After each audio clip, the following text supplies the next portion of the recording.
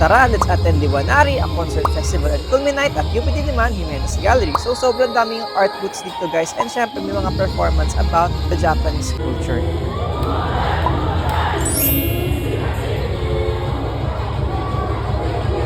Aside sa mga art booth and stalls, meron din mga dance performers.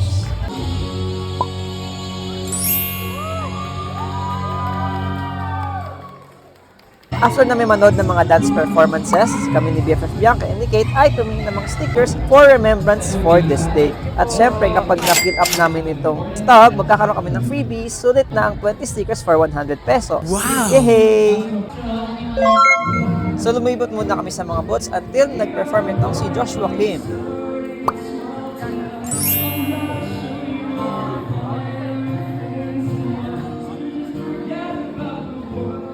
After niya mag-perform, ay syempre nakapag-picture taking kami sa kanya. 1, 2.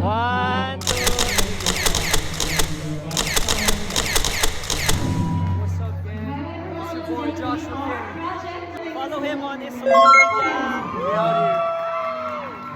After that, ay pumunta kami dito sa booth na nagbebenta ng mga stuffed toys sa Pandesal PH kasi 50 pesos lang per keychain. Ang ganda pa ng mga stuffed toys nila. Kaya bumili na ako. Siyempre, bumili din si BFF Bianca ng kanyang stickers dito sa Cookie Bura.